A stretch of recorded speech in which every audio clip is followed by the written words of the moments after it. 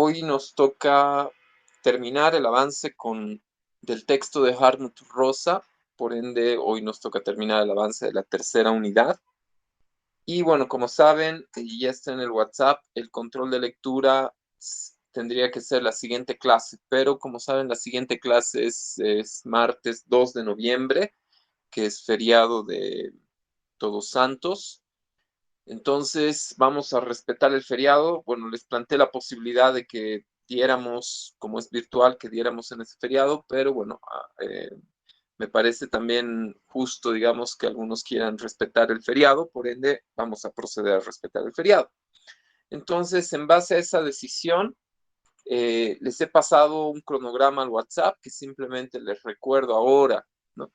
El martes 9 de noviembre, entonces sería el tercer control de lectura sobre el libro de Hartmut Rosa. Recuerden ese libro completo, claro que es un libro súper cortito. Y luego vamos a entrar a la última unidad, que es ver el tema de la ideología en Laclau, ¿no? En Ernesto Laclau. Y vamos a avanzar Laclau el martes 16 de noviembre, el martes 23 y el lunes 29 de noviembre, y el martes 30 de noviembre. Es decir, desde el 16 hasta fines de noviembre nos metemos a avanzar Laclau. En medio, y eso es lo que quería explicarles ahora, en medio tenemos una breve actividad de evaluación. El viernes 26, y está resaltado con naranja, el viernes 26 de noviembre tienen que enviar, ya sea por Classroom o si prefieren al chat privado del WhatsApp, ambas vías son válidas. Tienen que enviar ese día su propuesta de tema de ensayo, que como saben es una sola página, no se extiendan más de una página, pónganse como límite una página, donde pongan el título, el objetivo general, expliquen rápidamente y me digan cuáles van a ser los textos base de su ensayo, ¿no? ¿Qué voy a ver? Que el ensayo sea viable, es decir, que sea algo que realmente puedan realizarlo en el tiempo que tienen, que no es mucho, y que sea pertinente a la materia. Por ende, obviamente, parte de esa bibliografía base fundamental tienen que ser algún o algunos textos del curso, ¿no? Sí o sí. Porque de hecho en el ensayo voy a calificar eso, que sea un ensayo pertinente, que haya un buen manejo textual, que esté bien escrito, todo eso. Entonces, la idea es que el viernes 26 de noviembre me envíen esa propuesta. Se supone que hasta esa fecha ya han dado 3 controles de lectura, por ende ya han visto la obra de Marx, han visto la obra de Althusser, han visto a Rosa y han empezado a verla claro. Entonces ya más o menos tienen todo para decidir de qué quieren hacer su ensayo. Entonces entregan el viernes la propuesta de ensayos. Yo las voy a revisar rápidamente el fin de semana, por eso les pido que sea una hoja. Además, eso está acordado desde el principio, recuerden. De manera que el lunes yo les voy a devolver. ¿Y en qué consiste la devolución? Simplemente les voy a retornar o les voy a poner un mensajito que dice, ok, check, es decir, tal como lo plantea está bien, adelante, y pueden proceder a elaborar su ensayo en base a ese tema. O en los casos que vea problemas, les voy a plantear, les voy a decir, no, corregí por aquí, esto no se entiende, ¿qué realmente quieres hacer? O les voy a decir, es muy amplio, tienes que acotar, o les voy a decir, no es pertinente a la materia. Eso en el caso que vea problemas, que no creo que pase, pero si ustedes hacen algo muy fuera de las temáticas de la materia, obviamente les voy a decir que tienen que corregir. Entonces, la idea en realidad es que una vez que presenten el viernes 26 de noviembre, el lunes yo ya les dé el check, digamos, para que tengan el visto bueno y procedan ya inmediatamente a hacer sus ensayos, ¿no? Eh, la semana la primera semana de diciembre, o sea, nos tocaría clase supuestamente el 3 de diciembre, no vamos a tener clase bueno, yo tengo un viaje programado ya antes de la pandemia, que se fue moviendo por la pandemia y cayó en esa semana. O sea, ya se viene moviendo un par de casi 2 años. Y van a tener esa semana más bien libre de clases para prepararse ya para lo último de evaluación. Entonces, esa semana, la semana que va del lunes 2 al viernes 10, esa semana la tienen libre sin clase y es la idea que primero que elaboren sus ensayos, que hagan los que quieran hacer recuperatorios, ¿no? Hasta el viernes 10 de diciembre. Tienen que hacerme llegar igual por WhatsApp o al Classroom sus ensayos Los que quieran hacer un recuperatorio pueden recuperar uno de los controles de lectura. Recuerden que la nota del recuperatorio no suma, sino reemplaza al control de lectura que quieran recuperar. Si, digamos, quieren recuperar su control de Marx y en el control de Marx se han sacado 7, pero en el recuperatorio se sacan 5, pues se quedan con 5 y pierden 2 puntos. En ese sentido, no es un trabajo para probar suerte. Tienen esa semana para el recuperatorio y también esa semana libre para prepararse ya para el cuarto control de lectura. De manera que hasta el viernes 10 de diciembre me entreguen todos los trabajos y el martes 14 damos el control de lectura y ese mismo martes, espero que hasta la noche, pueda avisarles a los que están en segundo turno. Me voy a concentrar en aquellos que están medio con problemas de aprobación, en revisar rápido para avisarles el control de segundo turno y el viernes 17 sería el segundo turno y ese mismo viernes yo entrego notas, meto notas al sistema, ¿no? Entonces, eso es lo que queda, compañeros. Presten atención al calendario. Como ven, queda mes y medio, un poco más de clases, menos de 2 meses en todo caso. Y bueno, quedan varias actividades de evaluación, ¿no? No sé si sobre el calendario que lo tienen en el WhatsApp tienen alguna duda. Le he puesto con anticipación para que puedan planificar bien sus tiempos, sepan a qué tenerse, esté todo clarito, digamos, y más bien todo fluya sin mayores dificultades. No sé si sobre este punto operativo tienen alguna duda o consulta. Está todo claro. Bien, si está todo claro entonces sobre nuestro cronograma, sobre lo que queda, simplemente otra vez recordarles que el subsiguiente martes es el control de lectura, el martes 9 de noviembre, sobre Rosa. ¿Por qué? Porque el martes 2 es feriado, no hay clases. Bueno, entonces, dicho eso, voy a pasar a compartir pantalla y vamos a empezar ya el avance de Rosa.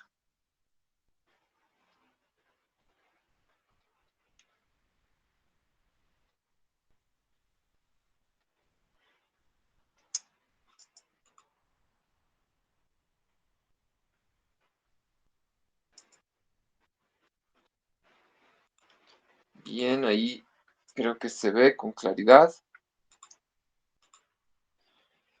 Bueno, voy a pasar rápido estas láminas, que es todo lo que hemos avanzado. Hemos visto los motores de la aceleración, hemos visto el tema de la desaceleración y estábamos empezando a ver las críticas, ¿no? Eso ya era lo que nos quedaba, ver las críticas, como desde la perspectiva de Rosa puede articular diversas críticas a este diagnóstico, bueno, no al diagnóstico, sino a las condiciones temporales de las sociedades tardomodernas. Eso es lo que nos quedaba pendiente, que bueno, no es breve, y vamos a ver el día de hoy, ¿no? Bien, la primera de las críticas que presenta Rosa es la llamada crítica funcionalista de las condiciones temporales. Son 3 críticas, recuerden, vamos a ver una a una. La crítica funcionalista de las condiciones temporales basa justamente el núcleo de lo que dice en el funcionamiento, pues, de las sociedades tardomodernas, del sistema social en las sociedades tardomodernas. Por eso la crítica funcionalista consiste en afirmar que dadas esas condiciones temporales, este sistema social no puede funcionar a largo plazo, va a tener problemas de funcionamiento a largo plazo, ¿no? Y esto tiene que ver porque se producen una especie de fricciones o ruidos entre los procesos de aceleración. Y por ejemplo, dice, cuando dos procesos se entrelazan, ¿no? La aceleración de uno de ellos somete al otro a una presión de tiempo, ¿no? Ese es el problema, o sea, se empiezan a generar, como les digo, fricciones temporales, ustedes ya saben a qué nos referimos con la aceleración y también con la desaceleración, y como los distintos escenarios de la vida están articulados de diversas maneras, la aceleración en uno de esos lugares produce pues una presión temporal en el otro y estas presiones pueden dar lugar obviamente a acomodaciones y estas retroalimentaciones de la aceleración que hemos visto, pero también puede dar lugar pues a rupturas, ¿no? A desincronizaciones, ¿no? Puede dar lugar a desfases, por decirlo de alguna forma, en el sistema social. Entonces puede haber rupturas entre la política, la vida, la evolución socioeconómica, ¿no? Por ejemplo, puede darse y esta puede ser una de las más importantes, que de hecho le hemos comentado y le hemos mencionado en la clase anterior, puedan acelerarse los cambios sociales, culturales, económicos, pero por otro lado se desaceleran pues o se ralentiza la formación de la voluntad, la toma de decisiones democráticas. Y esto genera una desincronización muy conflictiva. Por ejemplo, en un mundo cada vez más tecnologizado y también más complejo, más entrelazado, donde se han acelerado los medios de comunicación, ¿no? Hay un proceso de aceleración y de complejización, ¿no? Obviamente, o sea, estamos más interrelacionados con varios lugares del mundo, hay más tecnología más compleja, y por ende hay más decisiones que tomar, hay una aceleración ahí, pero a la vez esto implica pues que si el mundo se ha complejizado, deberíamos tener más tiempo para analizar las cosas y poder formar voluntades y tomar decisiones discutidas y deliberadas. Entonces, claramente ahí hay un desfase terrible. Es decir, el mundo en su aceleración, en el fondo a la vez exige que nos tomemos más tiempo para tomar buenas decisiones y democráticas, ¿no? En ese sentido, claramente ahí hay un desfase terrible, casi producto del propio funcionamiento de la aceleración, ¿no? Y esto ha llevado a algo terrible, que es el hecho de que se piensa la conducción política como si fuera un estorbo para las nuevas aceleraciones. Y ahí tienen claramente algo que seguro lo han percibido de una y otra manera, que es esta mirada medio tecnocrática que cree que, aunque no lo puede decir abiertamente, pero en el fondo cree que la democracia pues es un estorbo para el funcionamiento de la aceleración y esto puede llegar a incubar tendencias profundamente antidemocráticas en las sociedades, que pasan a veces por esas nociones tecnocráticas de creer que los expertos deben administrar las cosas, los que saben supuestamente, y en realidad esa es una deriva de los procesos de aceleración que han complejizado, que requieren supuestamente decisiones más rápidas, pero esto puede implicar la idea de pensar la democracia como un estorbo. Entonces, de alguna manera, este funcionamiento de este sistema social en constante aceleración puede llevar o incubar tendencias tremendamente antidemocráticas, ¿no? Y ese es uno de los peligros y riesgos, ¿no? Que se reviste de diversas formas, además. Ya pueden ver entonces algunos de los problemas que implica, pues, y por lo cual hay que estar muy alerta y muy atento y articular una crítica a estas condiciones temporales para preservar y más bien potenciar, lejos de disminuir, los espacios de democratización de la vida, que de hecho es una de las promesas, pues, de la modernidad. Y más bien, como hemos visto, es la propia modernidad la que genera condiciones para incumplir esa promesa y no solo incumplirla, sino socavarla y anularla. Bien, eh, esa es una de las rupturas fuertes y tal vez la más importante de la sincronización, pero no es la única. También Hartmut Rosa nos habla de una ruptura de sincronización dentro de la economía misma, ¿no? Y esto tiene que ver con esto que también hemos visto en clases anteriores, esta aceleración cada vez mayor de los mercados financieros, perdón, que contrasta con el ritmo más lento de la economía real de la producción y el consumo de bienes. Y eso da lugar, pues, a crisis de distinto tipo, crisis económicas, crisis financieras. Es decir, un mercado financiero, no sé, bursátil cada vez más acelerado por temas tecnológicos, pero también por la propia lógica del funcionamiento financiero, la desregulación de las economías que han permitido estas aceleraciones y movimientos de capitales cada vez más ágiles y que curiosamente en muchos casos es algo planteado como deseable por las economías más allá de las tremendas crisis a las que han llevado, el ejemplo de los capitales golondrina u otras cosas, pero a la vez hay un ritmo que es más lento en relación a esa velocidad de la economía real, la economía de la producción, la economía, la diversificación de la economía real, el consumo de bienes, que si bien también se puede acelerar, en relación, por ejemplo, a la aceleración de la economía financiera y los mercados financieros, la posibilidad de aceleración del consumo y eso es mucho menor, ¿no? Y en algunos casos puede realmente ralentizarse, ¿no? En momentos de, por ejemplo, sobreproducción o disminución de ingresos, obviamente el consumo se hace más lento. Eh, pero en general, así se acelera esas esferas, no se va a acelerar al mismo ritmo que los mercados financieros y hay una ruptura de sincronización al interior de la misma economía y eso da lugar a crisis. Una vez más, estamos ante la puesta en evidencia de fallas internas en el funcionamiento del sistema social producto de las condiciones temporales, ¿no? Y eso es parte, evidenciar eso, mostrar eso, es parte, pues, de la crítica funcionalista de las condiciones temporales. Entonces, como ven, una crítica funcionalista de la aceleración social surge, pues, al encontrar muchos síntomas de las patologías asociadas a la potencial velocidad, es decir, de problemas asociados e inherentes, consecuencias directas de la potencial velocidad, de la aceleración, ¿no? Y justamente esta crítica funcionalista de la aceleración social surge a través del análisis, pues, de los problemas y procesos relativos a la sincronización y sobre todo a la desincronización en los distintos niveles de la vida social en estas sociedades tardomodernas, ¿no? Esa es la crítica funcionalista, está mostrando fallas internas, digamos, o sea, cómo la propia aceleración genera desfases, genera rupturas, genera desincronizaciones muy problemáticas en estos sistemas sociales, en estas sociedades tardomodernas. Dos de ellas, sobre todo, fíjense, la que ocurre al nivel de la economía misma y la que ocurre al nivel de la política, que implica en un caso la producción de crisis y en el otro caso la producción de crisis democrática, reducciones de la democracia, problemas al desarrollo democrático, ¿no? Esos serían dos de los principales desfases y problemas, peligros y riesgos que implica justamente el propio funcionamiento de las sociedades tardomodernas en tanto sociedades de aceleración. Bien, pasemos a la otra crítica, la crítica normativa de las condiciones temporales, ¿no? ¿Qué sostiene esta crítica normativa? Sostiene en primer lugar que una formación, ¿no?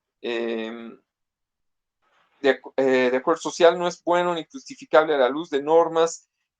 Ahí hay un error. Bueno, una formación, además, que en la cual hay una aceleración social, no es buena ni justificable a la luz de normas y valores definidos y justificados de manera independiente. Dicho en otros términos, aquí la idea es que hay unas normas y unos valores que pueden funcionar como estándares de evaluación, ¿no? Y la sociedad existente y su desenvolvimiento no aparecen como justificables en función de esos valores, ¿no? Y esto pasa por mostrar que los sujetos de las sociedades modernas, al tiempo que se sienten completamente libres, ¿no? Lo que veíamos con cierto detalle clase anterior, también se sienten, y lo vamos a volver a ver más adelante, también se sienten sujetos a presiones y demandas heterogéneas que no pueden controlar. Y esto en una medida completamente desconocida para cualquier otra sociedad. Es decir, es la primera vez, digamos, en la historia, ¿no? Que a la par que nos sentimos libres, a la par que nos deseamos libres además, existen unas presiones no explícitas, unas demandas diversas y heterogéneas, unas exigencias sobre nuestra vida cotidiana que no podemos controlar y que tiene que ver, como ya saben muy bien ustedes, porque lo hemos visto y seguro a esta altura ya lo han leído, que tiene que ver con justamente la forma de las presiones temporales, de los ritmos temporales que impone la lógica de la aceleración, ¿no? El hecho, incluso nuestra propia idea de realización, que puede tener que ver con la idea de libertad, tiene una forma de sentirse y de pensarse en la cual está esta idea de hacer muchas cosas que finalmente nos impone un ritmo de vida y una presión que escapa a nuestro control, ¿no? Bajo, por ejemplo, la lógica de la competencia, entre otras cosas. Y esto tiene que ver toda esta serie de imposiciones no explícitas y en apariencia no regladas que se nos imponen y que no podemos controlar, tiene que ver con el hecho de que también estamos sujetos a largas cadenas de interdependencia, ¿no? Ante las cuales se regulan o las cuales se regulan por el estricto cumplimiento de horarios, plazos, ¿no? Además, la preeminencia del corto plazo, la imposibilidad incluso de hacer grandes planificaciones, todo se resuelve de forma inmediata, el hecho de que estamos cada vez con actividades y exigencias que se sobreponen y que tenemos que encontrar tiempo para llevarlas a cabo, el hecho de que cada vez, recuerden, pese a la aceleración tecnológica que nos permite hacer más cosas en menos tiempo, en lugar de ganar tiempo, más bien se suman las actividades, se suman las cosas que queremos hacer, se suman las cosas que, entre comillas, debemos hacer, se suman las cosas, pues, que podemos hacer a un ritmo y a una escala mayor. Y esto, pues, finalmente tiene que ver con estas cadenas de interdependencia en el sentido de que tenemos que hacer cosas y cumplir plazos porque otros también tienen que cumplir plazos y tenemos que coordinar plazos y no podemos, perdemos, pues, espacios de decisión, ¿no? O sea, finalmente siempre tenemos que cumplir no solo para nosotros, sino cumplir para otros y con otros. Y esto implica, pues, una exigencia de coordinación temporal cada vez mayor y cada vez los tiempos están más coordinados. Piensen en esta situación que no llegó a ver Rosa, pero seguro sobre la cual tiene mucho que decir, que esta situación de la pandemia y la expansión e intensificación de la virtualidad, que finalmente ha producido una disponibilidad de nuestro tiempo como nunca antes la hemos vivido seguramente. O sea, ahora sabemos que podemos reunirnos en el momento en que sea y podemos estar expuestos a cualquier solicitud de reunión, de trabajo, de entregas, porque ya la virtualidad ha hecho que la posibilidad de la entrega sea inmediata, que no nos tengamos que desplazar temporalmente, que la disponibilidad de nuestro tiempo sea inmediata, todo eso, ¿no? Y eso obviamente tiene que ver con una disponibilidad y una cadena de interdependencias que escapan a nuestro control y en las cuales estamos insertos. En ese sentido, la sociedad moderna dice genera sujetos culpables sin acceso al perdón, porque además es algo que parece depender de nosotros mismos, ¿no? Es decir, eh, finalmente, de quién es culpable de todo esto, solo nosotros por no cumplir, porque aquí aparece pues como algo absolutamente impersonal la imposición de tiempos, ¿no? Es decir, no hay un culpable, el único culpable que puede quedar y esta sensación de culpa somos nosotros, ¿no? Adelante, Carolina. Hola, buen día. Sí, bueno, no terminé de leer el texto, así que no sé si digo de repente algo repetido, pero con esto que expones me da como la impresión como que la sociedad en total se vuelve como una máquina, estas máquinas de las industrias, ¿no ve? Que producen en serie.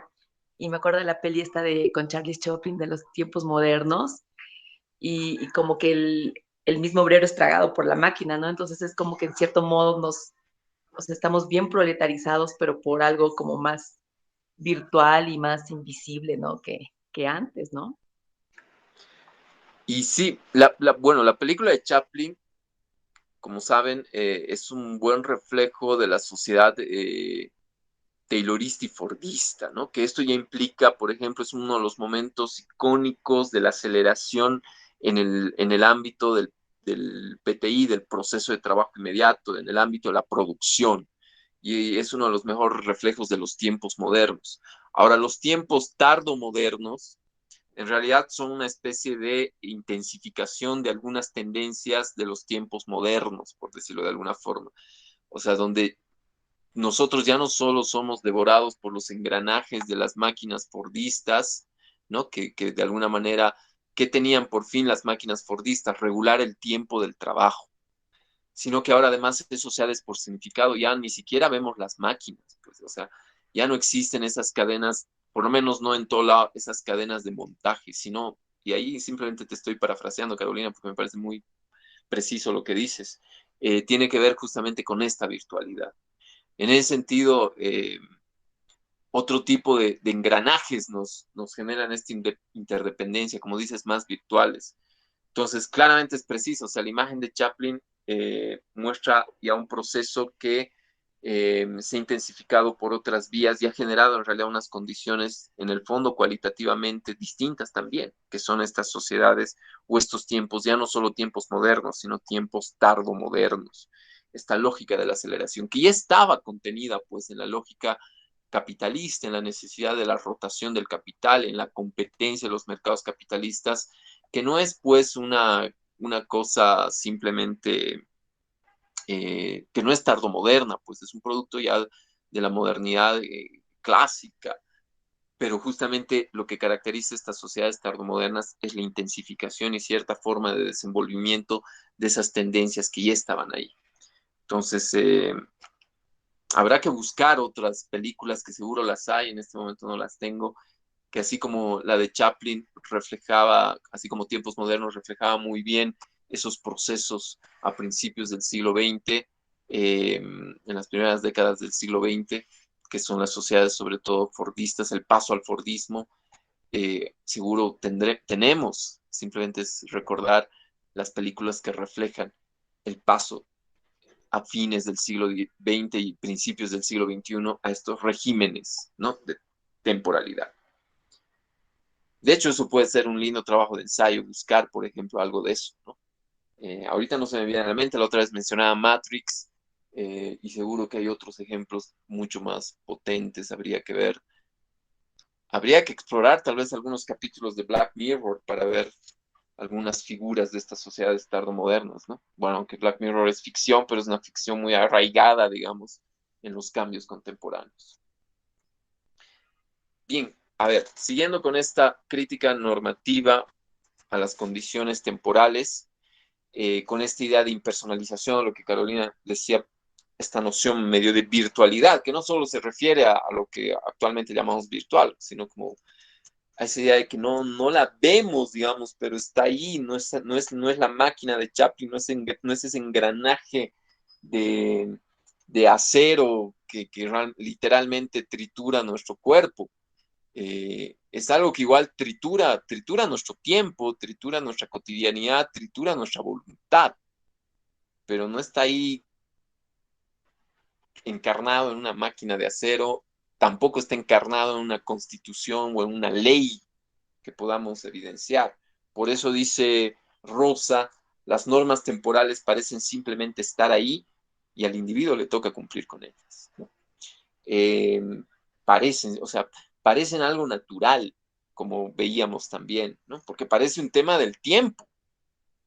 Y por eso pues, eso también lo veíamos, hay un proceso de despolitización, por eso no hay debate moral ni político acerca de los dictados de la velocidad, porque justamente estos dictados se mantienen silenciosos, inadvertidos, individualizados y naturalizados ideológicamente. Y aquí ya pueden ver, pues, cómo funciona una vez más la ideología. La ideología funciona naturalizando aquello que es histórico y social. Funciona, por ende, despolitizando. Una de las funciones de la ideología es la despolitización de la vida social. ¿Qué implica eso? Implica que aquello que es histórico y social, como les digo, se vea como algo de naturaleza. Y eso conlleva, pues, o tiene la consecuencia de que hace que esté protegido o fuera del alcance finalmente de la deliberación y de la decisión de los seres humanos, es decir, lo protege y lo hace algo que no podemos cambiar, por decirlo en pocas palabras. Eso es una despolitización. En cambio, cuando politizas algo, más bien lo sometes a discusión, lo sometes a deliberación y por ende lo sometes a la posibilidad de un cambio o por lo menos de una intervención deliberada de los sujetos. Cambio, cuando algo lo naturalizas, más bien los sujetos se someten a eso, pues, porque algo que es considerado natural es algo que no puedes cambiar. Y la ideologización funciona naturalizando, ¿no? Ahí ya pueden ver de manera clara. En este caso, si pensamos que las condiciones temporales son naturales, es una forma de ideologizarlas y por ende ponerlas a salvaguarda, es decir, fuera de la posibilidad de transformación por parte de la acción de los sujetos, ¿no? Y esto es terrible finalmente porque, como dice Rosa, las normas sociales ocultas de la temporalidad, es decir, naturalizadas, despolitizadas, por ende no visibles para un debate moral ni político, terminan violando la promesa total de la modernidad, que ¿cuál es? Es la reflexividad y la autonomía. O sea, la modernidad ofreció y generó condiciones en gran medida para la reflexividad, la autorreflexividad, la autonomía, el empoderamiento finalmente, pues, de los sujetos sobre sus condiciones de existencia. Pero claramente estas condiciones temporales justamente traicionan esta promesa, incumplen esa promesa, traicionan a la reflexividad y autonomía que la modernidad ofrecía. ¿Por qué? Porque justamente al naturalizar esas condiciones que se imponen como naturaleza sobre nuestra cotidianidad, perdemos pues los espacios de autonomía y reflexividad, lo cual de manera mucho más directa se veía justamente en esta amenaza incluso a las condiciones de democratización, a las condiciones de deliberación, ¿no? Eso es terrible. Entonces ahí se articula pues una crítica normativa que tiene también que ver con la crítica de que estas condiciones amenazan e incumplen las grandes promesas de la propia modernidad, ¿no? Y la tercera crítica, ¿no? Bueno, hemos visto, bueno, la crítica funcionalista, la crítica normativa, y bueno, muy vinculada con esto es la crítica eh, ética, ¿no? Todo esto, como saben, está en la tercera parte, que son los bosquejos de una teoría crítica de la aceleración social, ¿no? Y la crítica ética, que tiene que ver o está estrechamente relacionada con esta crítica a la promesa incumplida de la modernidad, también tiene que ver ya con un diagnóstico de la alienación justamente en estas sociedades tardomodernas, ¿no? Dice, y seguimos desarrollando esta idea de las promesas incumplidas de la modernidad, dice Rosa, la promesa de la modernidad siempre respaldó el deseo de superar cualquier restricción a una vida autodeterminada, ¿no? La idea es, ¿no? Es la idea finalmente de la mayoría de razón, de la mayoría de edad universal, de finalmente de que ya cada vez estamos más empoderados, hay la posibilidad de la autodeterminación, que tiene condiciones tecnológicas en nuestra relación con la naturaleza, pero también condiciones políticas en justamente nuestra idea de que somos seres autónomos, capaces de decisión y podemos ordenar democráticamente las sociedades. Esa es gran parte de la modernidad, la cual no, ni siquiera los proyectos alternativos, mientras se presenten como proyectos emancipatorios, pueden renunciar, pues, más bien retoman esta promesa de la modernidad, ¿no? Por eso les digo, también esas visiones de la modernidad monolíticas, simplificadoras, a veces pueden tener gérmenes también autoritarios con los cuales hay que tener mucha cautela. Más bien lo que habría que tener en cuenta son estas promesas de la modernidad, pero que es el propio desarrollo de la modernidad en su forma capitalista que son incumplidas estas promesas y son traicionadas, ¿no? Dice Rosa, justamente dando cuenta de la complejidad de este desarrollo de la modernidad y de la modernidad tardía, dice, bueno, en un principio, el proceso modernizador de aceleración social y el proyecto de autonomía y autodeterminación se apoyaron mutuamente, ¿no? O sea, ese proceso más bien de desanclar, de romper los ritmos, ciertos ritmos que se nos imponían igual férreamente, y más bien el proceso de la aceleración desancla. Esa idea, por ejemplo, que está en el manifiesto comunista de todos los sólidos se desvanece en el aire, eh, que tiene que ver con estos procesos de desanclaje social que rompen las viejas fidelidades. O sea, son procesos complejos. Por ejemplo, cuando Marx dice, en cierto momento, las únicas fidelidades que quedan son las fidelidades al gran señor dinero. Claro, eso suena medio frío y medio feo, por decirlo de alguna forma, pero tiene que ver con el hecho de que las viejas fidelidades del antiguo orden se rompen. Y eso implica, pues, habilitar procesos o espacios de autonomía y autodeterminación. Las viejas fidelidades señoriales se rompen, ¿no? Entonces, en cierto momento, al principio, por lo menos, el proceso de aceleración social que desancla las viejas relaciones señoriales, pues, obviamente refuerzan o alientan o dan condiciones para procesos de autonomía y autodeterminación, ¿no? Entonces, podríamos decir que en un principio los procesos de modernización y de aceleración social van de la mano con procesos de emancipación social, ¿no? Entonces, el capitalismo en principio aparecía pues como un sistema culturalmente aceptable a la luz de la convicción de que se desarrollan pues una serie de capacidades productivas que permiten pues a los seres humanos quedar libres para realizar sus planes de vida individual sin la amenaza de la escasez. O sea, el desarrollo de las fuerzas productivas, que es algo que Marx, como saben, valora muy bien. O sea, el capitalismo impulsa un desarrollo acelerado de la capacidad de transformación de las fuerzas productivas que permite superar la escasez, que permitiría justamente la potenciación de las capacidades humanas, ¿no?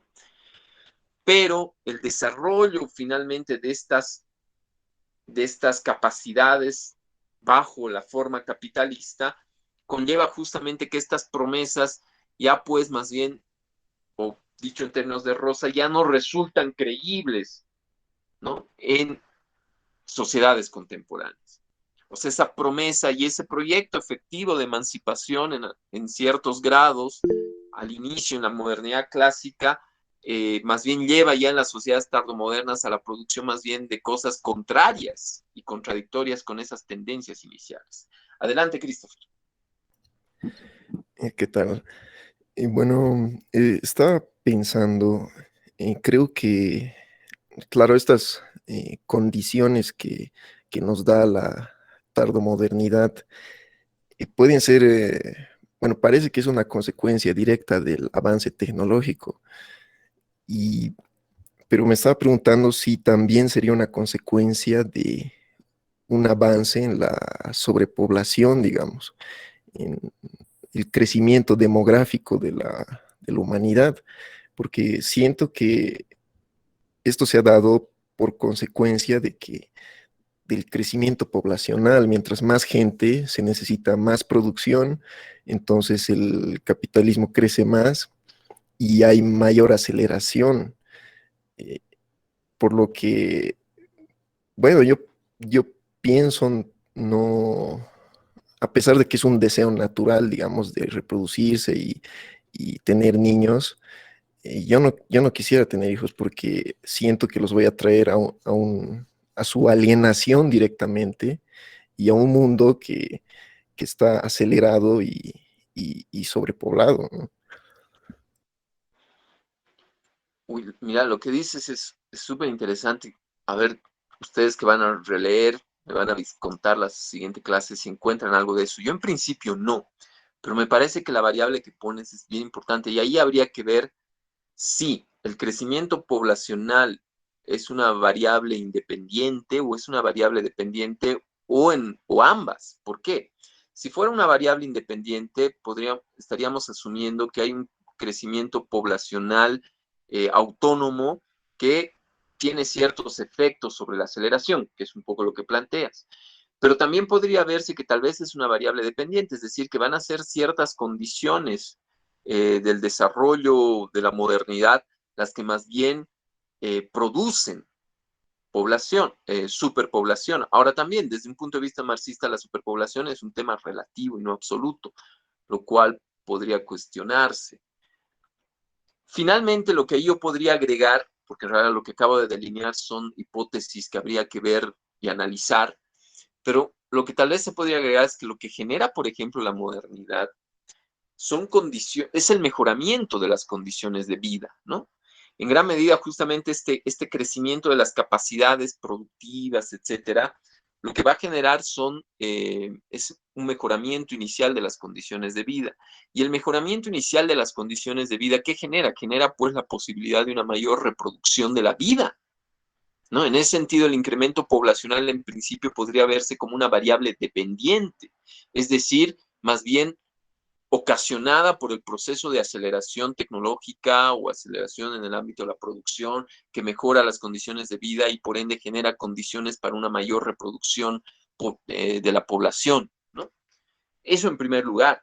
Pero ahí también habría que ver una cosa, o sea, no sé, ahorita no se me viene a la mente estudios históricos de los cuales sin duda hay, bueno, los temas sobre la muerte de Aries, o sea, en general hay también una mutación histórica, a ver, o sea, tengo en mente referencias biográficas, pero ahorita no las puedo precisar para darles, eso es lo que quiero decir, pero donde justamente como nunca antes, no solo en relación a esa promesa de la eternidad de la cual, o ese desplazamiento de la promesa de la eternidad de la cual nos habla Rosa, sino somos sociedades en las cuales como nunca se valora la vida, o sea, a contracorriente de lo que, de esas cosas medio ideologizadas, de que el capitalismo es una cultura de la muerte y no sé qué cosas, en cierta medida es más bien es una cultura de la vida, pero claro, de la vida como disfrute, el consumo tiene que ver con eso, la promesa, el desplazamiento de la promesa de la eternidad, más bien de la realización de la eternidad secular, que tiene que ver con una vida realizada. Somos, pues, en sentido fuerte, la sociedad moderna es en sentido fuerte una cultura de la vida, ¿no? O sea, no estoy hablando de estos términos ideologizados o románticos, ¿no? ¿No? ¿Y eso a qué lleva? O sea, como nunca antes se ha trabajado a nivel diverso de la medicina, de la tecnología, la extensión de la vida. De hecho, el hecho de que la esperanza de vida sea uno de los indicadores más importantes, de que los indicadores de mortalidad sean tan generalizados, muestra pues este manejo sistemático sobre la vida, en aras de la vida, de una forma de vida, que claro, o sea, muy complicada y todo eso. Pero como nunca antes se ha administrado la vida en estas sociedades, en pos de su extensión, en el tema del control de las enfermedades, lo estamos viendo. Y cuando hay algo que amenaza a escala global la vida y por ende amenaza con cortar la vida, hay pánico.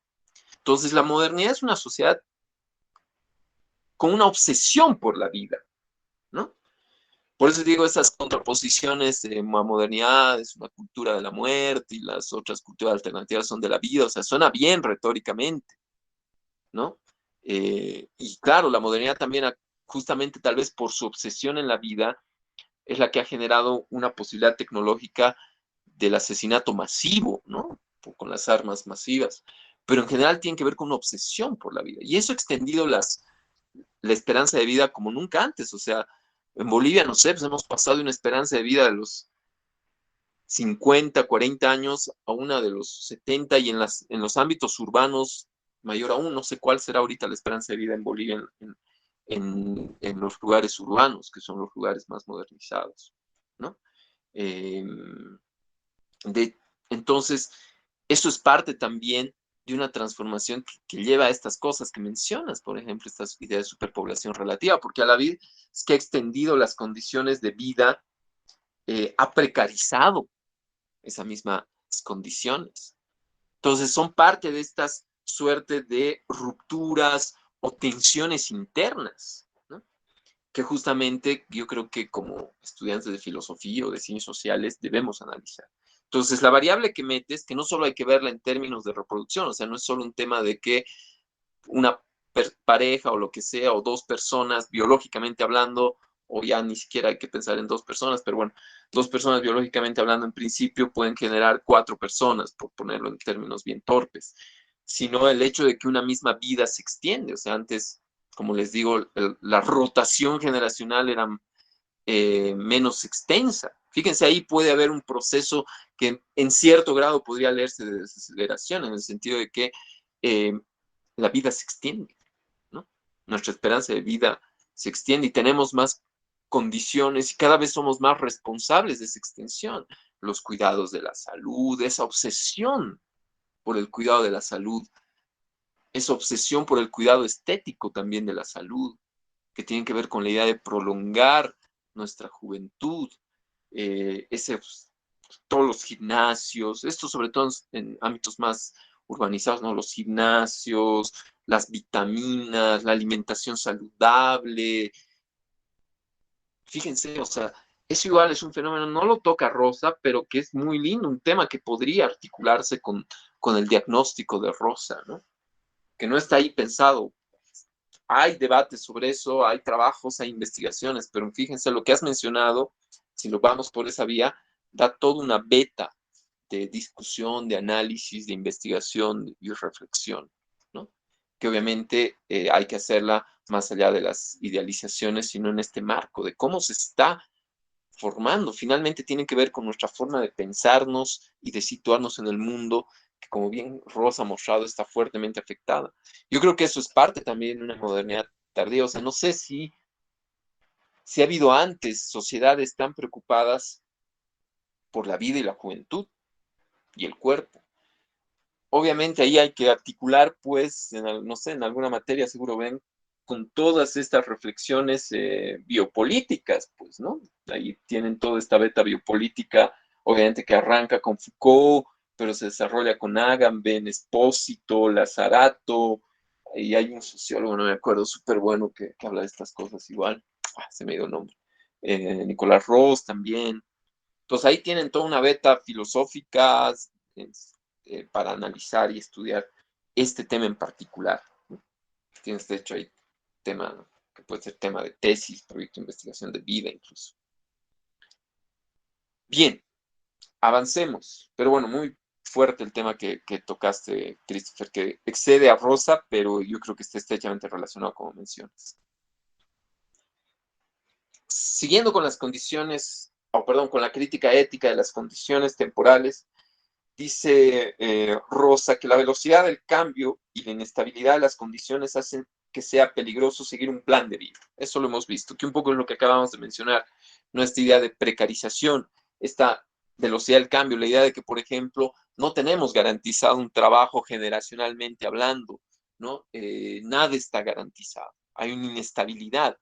Y esto hace que sea difícil articular un plan estable de vida, ¿no? La típica idea de que mi sueño es tener mi familia, bueno, ese sueño medio conservador, de la familia con el perro y no sé qué cosas más, y estable, y el trabajo, y que acumules, ¿no? Eso se hace cada vez más difícil, pero a la vez la idea de un plan de vida ya no necesariamente bajo ese signo conservador de la familia, sino la idea de poder proyectar finalmente tiene que ver pues con la autonomía, porque la autonomía tiene y la autodeterminación tiene que ver con la posibilidad de darse las propias determinaciones y eso tiene que ver con la idea de poder planificar, ¿no? De poder darse las determinaciones en el corto, en el mediano y en el largo plazo, ¿no? De darse las formas, determinarse, autodeterminarse es darse las formas y eso implica darse un proyecto, ¿no? Y eso es justamente lo que está siendo socavado por estas condiciones temporales. Entonces estamos pues ante el incumplimiento de las promesas de la modernidad que tiene que ver justamente con socavar las condiciones de la autonomía. Entonces, una de las conclusiones a las que llega es que justamente en lugar de la autonomía, lo que rige es una heteronomía total, ¿no?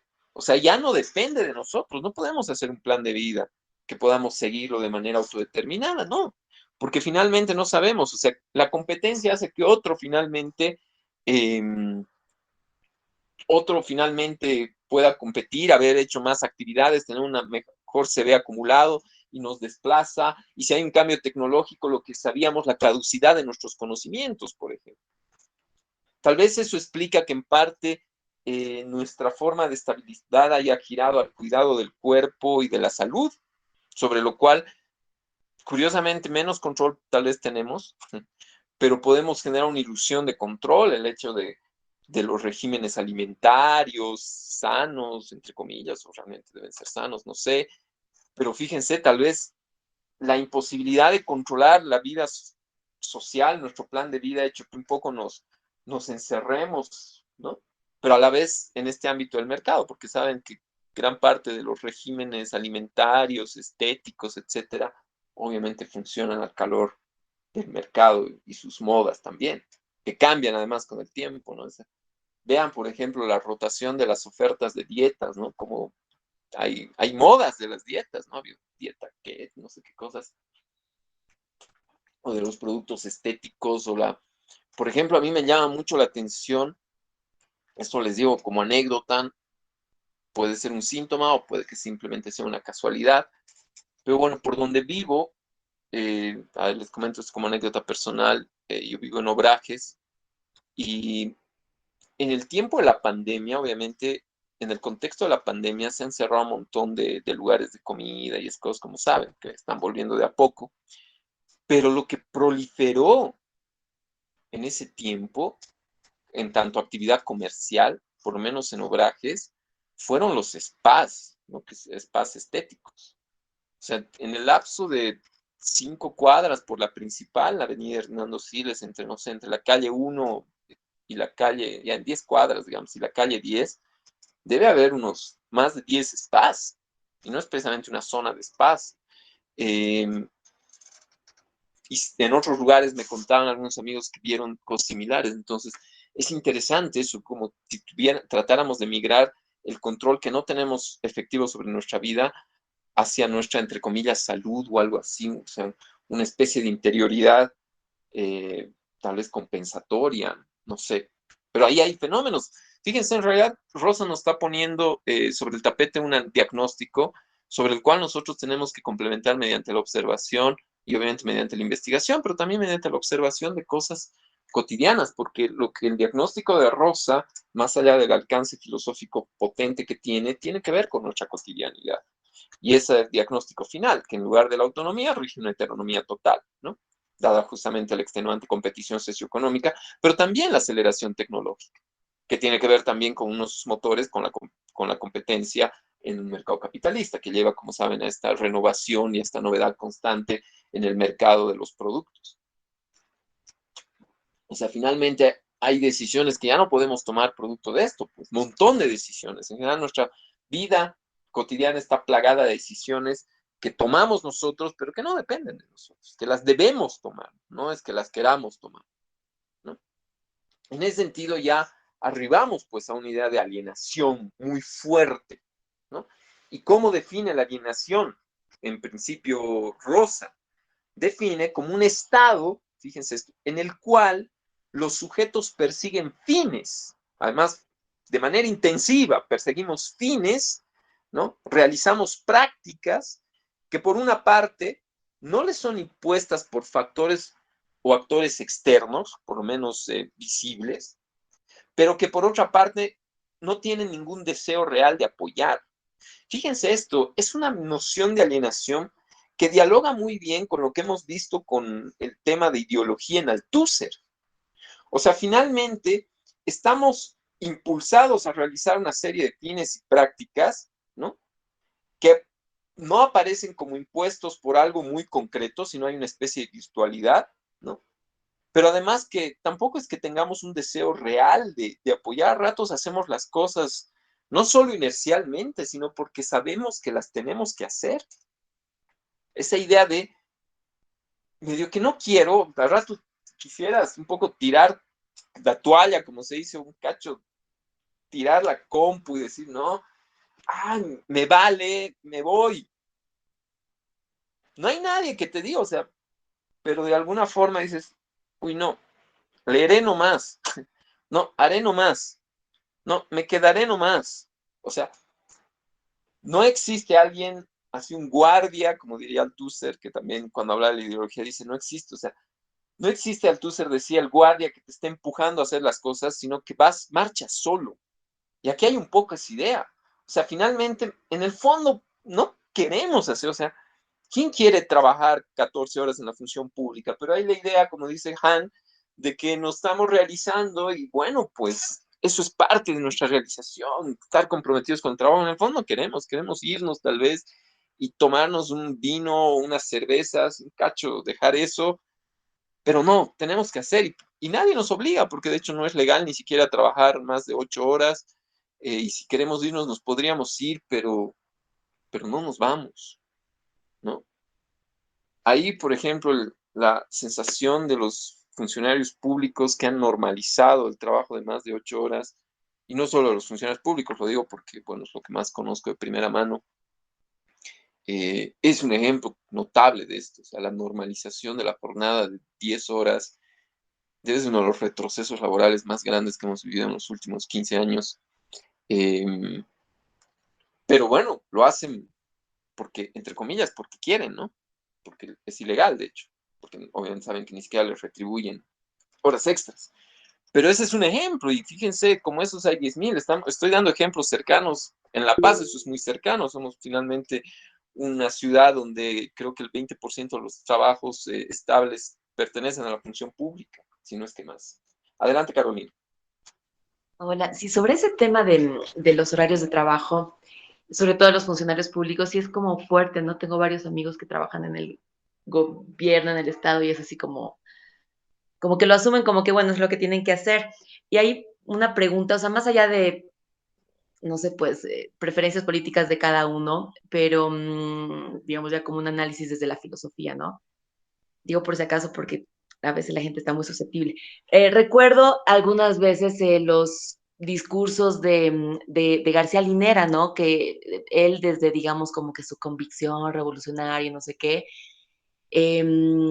como que llamaba a la gente a trabajar más por el país y por el progreso del país. Y de hecho, cuando hubo todo este tema de los médicos, él decía, pucha, es que no quieren trabajar más, así que son malos y nomás saquemos la ley que tenía que sacar. Eso, todo esto es así como hace como unos 6, 7 años, ¿no? Entonces, claro, yo lo escuchaba y era así como que, bueno, ya, o sea, analizándolo así como desde la ideología, ¿no? Entonces, al final, digamos como que, no sé, pues ciertas personas se presentan como que defendieran, no sé, pues una postura, entre comillas, más progresista, que justamente acá Rosa define el progresismo como al inicio de la primera parte, ¿no? Como una tendencia más bien que se opone a la aceleración. pero al final en los discursos y en los hechos uno ve que es otra cosa, ¿no? O sea, no sé, y lo mismo pasa cuando uno piensa, no sé, pues en la propaganda de la Unión Soviética, que era esto de trabajar por el pueblo, por la construcción del país. Entonces es como que nada, me hace pensar así que al final nadie está separado de toda esta ideología, de esta máquina gigante que nos consume la vida. Nada, eso. Y eso es interesante lo que dices, porque fíjense cómo en un discurso aparentemente, o por lo menos con intención disruptiva, eh, bueno, no iconoclasta, pero digamos así, antisistema, puede ser lo más funcional al sistema que existe, ¿no? Que es un poco lo que ha pasado, sí, efectivamente, con nuestra función pública. Y eso es, miren, agrego unos datitos, porque claro, como filósofos hay que pensar esas cosas. Uno de los ejes de la campaña en su momento, cuando ganó la otra vez Macri, uno de los condiciones del éxito inicial de Macri, que como saben representa a la derecha empresarial en Argentina, fue justamente el respeto al tiempo libre del funcionario público. Porque justamente igual, o sea, el kirchnerismo alentó esta idea de, bajo la idea del compromiso, la sobreexplotación finalmente, ¿no? Que además es un discurso que lo conocen muy bien pues, las empresas capitalistas, eh, que justamente bajo la idea del compromiso, hacerte parte de la empresa, todos estos discursos del management, etcétera, en realidad lo que hacen es generar condiciones de que interiorices válidamente la sobreexplotación, ¿no? De tu tiempo, la extracción de tu tiempo. Entonces eso es llevado básicamente a la función pública. Yo un rato, esto ya como paréntesis les planteaba, estaba tratando de hacer un ensayo, lo dejé ahí, porque yo creo que también, si bien ahí no hay producción y no se puede hablar de explotación y extracción de plusvalía en sentido clásico, estricto, sí hay una plusvalía, que es la plusvalía simbólica. Yo creo que hay una explotación y hay una producción de plusvalía simbólica. ¿En qué sentido? En un sentido tan sencillo como finalmente el rédito de ese sobretiempo, de ese sobretrabajo, de esa explotación, de ese tiempo excedente, si bien no produce mercancías que luego las realizas, pero produce pues capital simbólico. ¿Y quién se apropia? ¿Se apropia acaso la secretaria que trabaja 12 horas? ¿Se apropia el portero? ¿Se apropia el funcionario público? No, pues se apropia el jefe. El jefe es el que lucra, que luego además eso lo puede transformar pues en capital económico, porque finalmente se hace famoso, crece su currículum exponencialmente, o sea, no va a crecer el currículum del jefe en el mismo grado que crece aquel que está trabajando 18 horas, no, crece exponencialmente. Entonces hay una explotación vía tiempo de trabajo, así en el sentido clásico, pero que tiene justamente como resultado la apropiación de plusvalía simbólica. En ese sentido, habría que analizar eso, o sea, cómo incluso los jefes más progres de este país en realidad hacen una explotación capitalista, solamente que en vez de plusvalía económica en sentido estricto, hay plusvalía simbólica. Bueno, eso como paréntesis, porque metió el tema. Adelante, Nerea. Sí, yo quería destacar que si bien, digamos, no hay un agente físico que nos obliga a someternos o a cumplir ciertas cosas, digamos, no, o a vivir dentro de una aceleración constante o a competir, hay como un agente invisible, ¿no? Que, que es también, que está apuntando a lo que es el poder de someter nuestra voluntad a algo que no queremos hacer, pero lo tenemos que hacer porque lo relaciono con el totalitarismo. Cuando habla del totalitarismo de la sociedad, es que la sociedad actúa porque hay un poder abstracto que le, que le incita o que le impulsa a actuar por, yo diría, eh, necesidad de sobrevivencia, ¿no? Porque, por ejemplo, en el trabajo, eh, si no, si no buscas un trabajo, no tienes recursos económicos, no puedes sobrevivir, no puedes alimentarte, no puedes tener un lugar donde vivir. Si no estás a la par de la competencia, no vas a poder optar a puestos de trabajo porque ahora son más exigentes, digamos. Entonces tienes que estar a la par de la competitividad, por tanto, tienes que estar dentro de ese mundo acelerado, y eso también implica, bueno, para mí no lo dice el autor, sí implica avance tecnológico, avance, modernidad, en todo sentido el avance en la sociedad puede implicar, ¿no? Aunque hemos visto cosas que no, que se desaceleran, pero hablando de las cosas que sí pueden avanzar, como la tecnología, hay un avance, sin embargo, hay un deterioro de la integridad del ser humano, porque el ser humano, al querer alcanzar y al acelerarse cada día más para alcanzar al nivel de la competencia, se va a desgastar física, mentalmente, y por eso creo que se reduce lo que estábamos hablando más antes, el tiempo de vida del sujeto, ¿no? Frente a esta aceleración que es más constante. Entonces, eh, sí, como decía, si bien no hay un policía o un ser humano que nos vigila o está atrás de nosotros para estar dentro de este régimen acelerado, o cumplir este régimen de aceleración, qué sé yo, esto me parece más grave todavía porque hay un poder como que no se ve, pero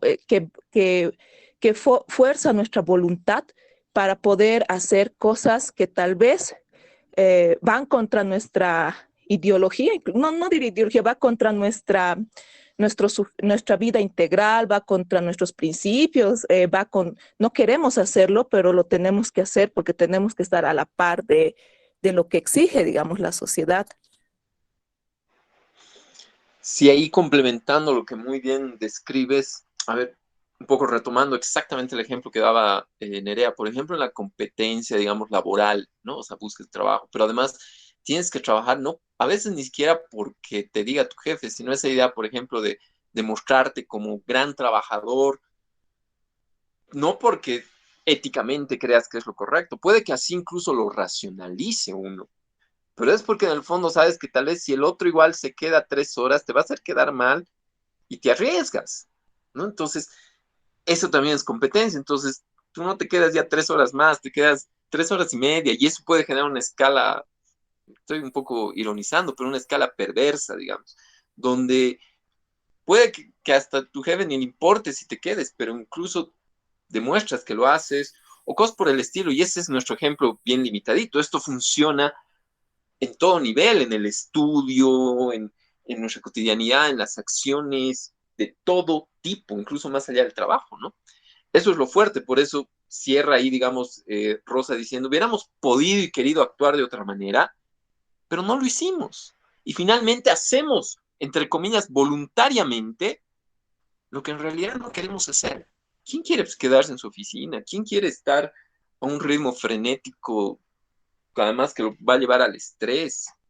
Pero lo hacemos voluntariamente. Y ahí es donde les decía, puede haber este diálogo con la idea de ideología. Y encima es lo más interesante, la idea en que racionalizamos eso, ¿no? La idea en que racionalizamos eso es súper interesante. Podemos racionalizar, es que yo soy comprometido, no es que yo soy alguien serio, no es que esa es mi realización. Y ahí ese articulito sencillito que circuló un montón en redes, es bonito del Han, ¿no? Del Byung-Chul Han, de que ahora la forma de autoexplotación pasa por la idea de autorrealización, por ejemplo, que dialoga muy bien pues, con estos diagnósticos tipo Hartmut Rosa, ¿no? Entonces ahí es donde ya podemos empezar a ver de manera directa el tema pues de la alienación, ¿no? Que con esto, bueno, no con esta lámina, con este tema que es un poquito largo, cerramos en realidad con Rosa, o sea, finalmente veamos pues cómo funca la alienación, ya la sabemos, ya la hemos visto, un poco ordenemos simplemente el análisis. Y ahí, por ejemplo, en primer lugar nos habla de la alienación respecto del espacio. ¿Qué es esto? Dice, la aceleración social genera, como ya sabemos, mayor movilidad, capacidad de movilidad cada vez más rápida, etcétera, y por ende hemos visto un acortamiento o en este caso un desprendimiento respecto del espacio físico, ¿no? ¿Qué implica un desprendimiento? O sea, pierde valor el espacio físico. O dicho de otra forma, nos vemos menos comprometidos con el espacio físico, e incluso podríamos decir, racionalizando, más liberados del espacio físico. Pero en realidad es que es eso, nos sentimos menos comprometidos con el espacio físico, y eso justamente tiene como efecto que aumenta pues la alienación respecto de nuestro entorno. A ver, pensemos, no sé, un ejemplo. Vía precariedad laboral, vía la posibilidad de que ahora es fácil moverse, ta. Bueno, aquí tal vez no se siente tanto, pero ustedes han de vivir en aunque sí, bueno, las migraciones, por ejemplo. O lo que se ve a veces en las típicas pelis gringas, esos cambios de que hay el típico estudiante, hijo, digamos, de una familia que nunca puede terminar de hacer amigos porque siempre lo cambian de escuela, porque a los padres siempre les cambian de trabajo. Y no solo de trabajo, sino que implican trabajar, bueno, ahora trabajas en La Paz, pero bueno, ¿sabes qué? Te tienes que ir a Santa Cruz y al año, bueno, terminó tus 2 años aquí en Santa Cruz, ¿sabes qué? Te vamos a mover a la sucursal de Chuquisaca o pierdes el trabajo y dices, pucha, no, he conseguido un trabajo mejor en Trinidad. Entonces te mueves y ¿qué pierdes? O sea, ya el entorno no se entreteje en tu identidad. ¿Qué implica eso? No hay una apropiación del entorno. ¿Qué hay? Hay más bien una alienación. Fíjense que alienación aquí está, y aquí ya podemos empezar a ver el sentido en que le da Rosa, está pues pensada como extrañamiento. Hay un extrañamiento respecto al entorno. No llegas a apropiarte del entorno. ¿Qué implica apropiarte del entorno? Implica hacerlo tuyo, que se entreteja con tu identidad, que lo vivas, ¿no? Por ejemplo, a ver, bajo las condiciones mobiliarias contemporáneas, donde además, bueno, en Bolivia eso ha cambiado un poco, para bien creo, pero yo recuerdo en los 90, y muchos hemos de vivir esto, las condiciones mobiliarias siguen siendo, pero eran aún más precarias. Es decir, pensar en hacerte una casa propia o algún departamento era y sigue siendo muy difícil, ¿no? Sabemos porque, bueno, se dispara el mercado inmobiliario y otras cosas. Entonces, ¿cuál es una condición en la que vive un montón de gente en Bolivia? Es en vivienda no propia, pues alquiler, anticrético, no sé, prestado, no sé, pero bueno, vivienda no propia. Esto implica que uno se traslada. Yo en mi vida me he de trasladar ya fácilmente unas 8 veces, por lo mínimo. Y en general uno se traslada. ¿Qué implica eso? Yo, por ejemplo, les doy así como dato, yo no conozco la idea casi de barrio, por ejemplo. Y eso además tiene que ver con las condiciones de vida, o sea, una amplia movilidad laboral que implica además la construcción de edificios y todo eso, donde la gente va y viene, implica pues que no hay una identificación con el entorno. Eso es muy interesante, o sea, deja de importar y hay un extrañamiento y eso tiene que ver con una alienación respecto de nuestro entorno, ¿no? Que es la alienación respecto al espacio, por ejemplo, producto de la aceleración social que genera mayor movilidad y desprendimiento respecto del espacio físico. El segundo punto, que ya lo hemos mencionado, es la alienación respecto de las cosas, ¿no? Que tiene que ver con la caducidad de las cosas, pues producto, por ejemplo, del incremento de la productividad. Dice, con la aceleración las cosas se reemplazan y desechan a altas tasas de velocidad, ya no se reparan, ya no son apropiadas, individualizadas, ya no son internalizadas. O sea, ahora si se te arruina una cosa, ¿qué haces? La botas y te compras otra. Antes la tratabas de arreglar, ¿no? Así arreglabas. Y uno al arreglar, ¿qué hace? Se apropia de las cosas. Primero que la conoces más. Cuando tratas de arreglar algo, conoces hasta sus detalles, conoces hasta cómo manipularla, conoces cómo funciona. Y por qué no decirlo, hasta te encariñas pues, con las cosas. Eso lo hemos hablado, lo hemos visto el cambio generacional. Cambio ahora, se arruinó algo, no, pues puede que hasta siga siendo relativamente funcional con un poquito de esfuerzo, pero ya no te das ese esfuerzo. En lugar de tomarte una hora para solucionar algo que que se te ha arruinado, puede que sea más fácil, la botas y te compras otras, ¿no? Entonces ya no nos apropiamos de las cosas. E igual esto implica un extrañamiento respecto de las cosas, ¿no? Ya no son internalizadas las cosas. Internalizar implica, pues, eso, apropiarse, saber cómo es, cómo funciona, conocer sus detalles. Fíjense, bueno, no sé, recuerden su niñez. Los niños tienen pues, una forma de apropiación, o tenían, me imagino que siguen teniendo con los objetos, o sea, con los, no sé, pues, con lo que jugaban. Esa idea de que las deshacías, las rehaces, los típicos juguetes ahí medio parchados, medio remachados, que implica pues ese proceso de apropiación. Pero cada vez los juguetes pueden ser más desechables, incluso ya los niños pueden incorporar esta idea de desechabilidad, que implica pues una alienación respecto a las cosas, ¿no? Fíjense, es fuerte lo que nos dice. Y aquí más bien, como ya lo hemos hablado, se está juzgando, si se dan cuenta positivamente, la idea un poco de encariñarse pues, con los objetos, ¿no? ¿Quién no tenía el típico juguete que movía a todo lado, ya medio roto, y un poco le arreglaba, le ponía, no sé, cinta aislante o pegamento, pero no se podía, no se desprendía de él, que incluso tenía un nombre, etcétera? Bueno, adelante, Carolina. Justo sobre ese tema es bien interesante porque, bueno, no sé, mi hijo yo lo creo así muy, lo crío así como muy en la década de los 90, ya está muy extraño mi pobre niño, pero veo a los otros niños y, por ejemplo, justo hoy tenía, el fin de semana teníamos un cumpleañitos y una amiga me dice, ay, ¿qué le puedo regalar al niñito el cumple? Y yo así le respondo bien preocupada, ¿sabes qué? No sé. Y eso que yo voy todo el tiempo a su casa y le digo, no sé por qué últimamente está metido en la tablet. Entonces ya ni siquiera hay como esta cosa del objeto, o sea, los juegos de los niños están así en sus tablets e incluso es como que los padres tienen la opción, digamos, de comprar, no sé, pues implementos o aplicaciones o no sé qué, pues modificaciones para los juguetitos, o sea, sus muñequitos de la tablet. Entonces, claro, y ahí se ve todo el tema, esto de la virtualidad y del no encariñamiento con los objetos, o tipo, hay un montón de personas que se deshacen de sus discos o de sus libros, porque ya todo está, no sé, pues en la computadora. Entonces, sí es interesante. Por ejemplo, el último ejemplo que decías, la idea que cada vez ya han desaparecido de los coleccionistas, no, no coleccionistas profesionales, de discos, por ejemplo. O sea, yo recuerdo en mi época, o sea, adquirir un CD no era pues algo que lo hacías así nomás, o sea, tenías que pensar bien qué CD te ibas a comprar. Un CD, bueno, valía lo que sigue valiendo ahora, me imagino, bueno, ahora ya no existen CDs, pero no había piratería, los CDs valían 100 pesos y en colegio ahorrar 100 pesos no era precisamente muy sencillo, implicaba bastante sacrificio, bastante, y uno decidía bien, además iba a ver lo que iba a adquirir. Yo iba, me acuerdo, a las disqueras todos los días a ver y esperaba el día que realmente pueda comprar esos discos que tanto quería.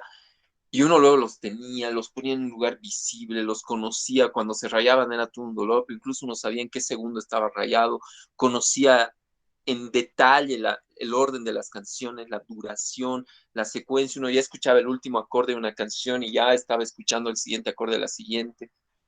Si bien ahora igual soy un amante de Spotify, pero ya no es, o sea, ya hay muchos discos que me encantan, pero no podría ni por asomo decir cuál es el orden de las canciones, su duración, ya no sé, ya no, la lógica de discos se ha ido, que es interesante igual, pero ya no hay esa apropiación, además hay un acceso que uno quiere además escuchar cada vez más, hay tantas cosas buenas por escuchar que nunca hay tiempo y a uno no le dedica a escuchar el tiempo que antes le dedicaba uno a escuchar al disco, por ejemplo. La muerte del disco puede ser un ejemplo muy interesante de esto. O sea, el disco ha muerto. Puede que haya retornos de vinilo actual, pero en general el disco ha muerto. Ya no hay ese tiempo que uno además generaba las condiciones para escuchar el disco, porque además había que ponerlo en un reproductor, no había el tema del celo y los audífonos, o sea, tenía que ponerlo en el reproductor, además lo que implicaba una apropiación de un espacio físico, no sé, la sala, el dormitorio, donde uno podía escuchar con calma el disco completo, ¿no? Era otra lógica. O los cassettes, bueno, no sé. Son ejemplos. Nosotros cada uno podrá encontrar en su vida cotidiana esto. O sea, fíjense que es algo que realmente nos llega de diversas maneras, ¿no? Y, por ejemplo, en relación a la tablet, claro, el tema de las apps, que además son, por definición, una app es actualizable, es decir, caducable, ¿no? Y a una velocidad cada vez más rápida, ¿no? Y además, algo que ya ni siquiera es nuestra decisión, o sea, ustedes saben, hay un momento en que si no actualizas, va a dejar de funcionar. Así no quieres, ya te has acostumbrado, te gusta cómo funca tu app, pero si no la actualizas, listo, no la vas a poder usar. Y te obliga a actualizar y te pone además plazos perentorios, ¿no? Si no, tal vez en 7 días va a tener problemas, ¿no? O sea, o va a dejar de funcionar directamente. Entonces, fíjense, estamos metidos en esto y eso implica que no nos apropiamos de las cosas, ¿no? Y eso tiene que ver además con el segundo punto que está ahí, que dice, mientras las cosas se vuelven más sofisticadas, además, uno se vuelve más estúpido en relación a ellas. ¿Por qué? Porque además, con este recambio, ni siquiera tenemos el tiempo de aprender bien todo lo que ofrecen estas cosas sofisticadas. Piensen en los programas. ¿Quién de ustedes sabe manejar así con fino detalle, eh, ya no digamos un programa sofisticado, la última versión del Word? Y a medida que un poco estén aprendiendo, seguro ya pues, va a salir la otra versión. y la otra. Bueno, no sé, creo que se actualiza cada 2 años, no sé si es anual. Pero ¿quién de ustedes sabe manejar el Office a plenitud? Difícilmente, ninguno. O sea, yo cada vez descubro algunas cosas y digo, puta, eso se había podido hacer. Y ya cuando un poco está uno más canchero, aparece el nuevo y con más cosas y cosas que habían desaparecido y nos sentimos cada vez más inoperantes, o como dice ahí Rosa, más estúpidos en relación con estas cosas cada vez más sofisticadas, ¿no? El celu que lleva con nuevas aplicaciones, nuevas funciones, o sea, además ya resoluciones de cámara que parecen wow, pero finalmente ni siquiera vale la pena que las usemos porque la pantalla no reproduce eso, si le queremos pasar a otro formato no pasa nada, o sea, es realmente algo que nos rebasa y que produce esta alienación respecto a las cosas, ¿no? Entonces, bueno, y dice Rosa, vivimos, nos movemos y trabajamos en y a través de entornos que siguen siendo, por último, extraños a nosotros. Pues, y esa es la alienación, o sea, finalmente nunca nos compenetramos del todo con estas cosas y siguen siendo en gran medida extrañas. Es como si nunca terminamos de comprenderlas, ¿no? Nunca terminamos de asumirlas, de interiorizarlas. Y eso es alienación desde este punto de vista, ¿no?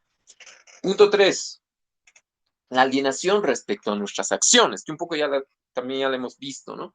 Dice, nos vemos obligados a obrar con equipos, lo que estamos hablando, y herramientas que nunca hemos aprendido completamente a tratar, que nunca nos hemos apropiado, ¿no? Nunca tenemos tiempo para informarnos bien de lo que estamos haciendo o usando. A ver, ¿quién de ustedes cada vez que adquiere un gadget lee las instrucciones? De hecho, ahora ya es curioso, ya ni siquiera vienen las instrucciones. Yo me acuerdo una vez cuando adquirías algo, siempre ponía, tal vez por ñoño, no sé, las instrucciones en mi mesita de noche y dice, ya un rato, aunque sea como pausa, voy a ir ojeando algunas cosas. Ahora ya ni siquiera vienen así, encima hay que tomarse el trabajo de descargar vía un QR que llega ahí y lo tienes en tu celu junto con miles de archivos y listo, ya, ahí no lee, o sea, uno lee lo básico y eso ya ni lo básico, ¿no? Entonces, ni siquiera nos informamos para saber cómo actuar y relacionarnos con esos gadgets, ¿no? Y esto en general, además, genera pues una alienación respecto a nuestras propias acciones, o sea, hacemos cosas sin apropiarnos de todas las posibilidades de la acción, por ejemplo. Y esto obviamente se refuerza con lo que ya hemos igual hablado un montón, de que la gente se siente obligada, sin coerción, a realizar una multiplicidad de acciones que realmente no quiere hacer, ¿no? Pero que las hace voluntariamente, por más que no quiera hacer. Lo cual sé que suena paradójico, pero saben que ahí está en juego toda la idea de la alienación y toda la idea, si dialogan con Althusser, de la ideología. Entonces, tenemos esta multiplicidad de acciones, ¿no? Lo que les decía, o sea, ustedes son una generación, en ese sentido, entre comillas, privilegiada, porque incluso yo me acuerdo, o sea, tampoco es que yo sea, creo, mucho mayor que ustedes, pero cuando yo estudiaba los primeros años de la U, ahí principios de los 2000, ¿no? Eh, o sea, los libros que había eran los que podías encontrar o en librerías, y eso sí es que uno podía comprarlas, o en las fotocopiadoras y en las bibliotecas, punto. Por ende, la gama dependía de los libros que alguna vez alguien se había comprado, o la biblioteca, por encima de nuestras bibliotecas tan pobres, habían adquirido, y si no había un docente que se había comprado y por buena onda lo había puesto a disposición la fotocopiadora, olvídense, o si no lo traía la yacha, y si lo traía podía ser excesivamente caro. Cambio ahora con el internet, el acceso pues, es ilimitado. Lo que les decía la otra vez, seguro todos ustedes, yo tengo ahí una biblioteca digital de más de 2000 títulos que sé que no los voy a leer nunca, o sea, todos, ¿no? Películas, o sea, con Netflix, Amazon Prime, no sé, HBO Max, la piratería en nuestro medio, además. Imagínense, la información, la música, Spotify, igual la piratería, no sé, iTunes, no sé, todas las cosas que hay. El acceso es, pues, irrestricto, o sea, y genera cosas curiosas, lo que le digo, a veces yo estoy en Spotify buscando novedades y en vez de haber escuchado una hora de música, me paso una hora viendo simplemente las presentaciones de las novedades. Y lo mismo puede pasar, uno está en Netflix y en lo que decide qué ver, hay tantas opciones que en el tiempo que uno podía haber visto media peli o un capítulo de una serie, en realidad solo ha visto las opciones que hay. Son cosas que suenan chistosas, pero se vuelven parte, porque además cada vez se vuelven más accesibles. hasta en términos económicos, o sea, uno se asocia con 4 compañeros para tener una cuenta en Netflix y vale más 3 salteñas que tener Netflix, así de simple, ¿no? Y eso genera pues esta presión de más acciones posibles que no podemos digerir, perdón, y ni siquiera dirigir realmente, y nunca podemos ponernos al día, ¿no?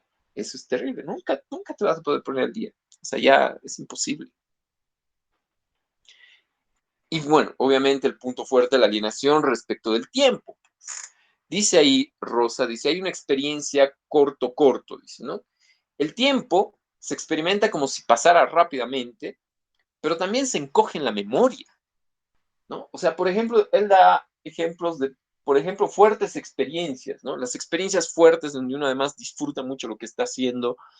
Dice, claro, ahí sentimos que el tiempo ha pasado corto, que ha sido breve, ¿no? Pero hay una experiencia muy, muy arraigada en la memoria, ¿no? Por ejemplo, un viaje, ¿no? O sea, sientes que el viaje ha sido corto, que te ha faltado tiempo, que implica un poco la idea de que hubieras querido que estabas tan divertido que pasó como si fuera un instante, pero es algo que está extendido en tu memoria, tienes un recuerdo amplio.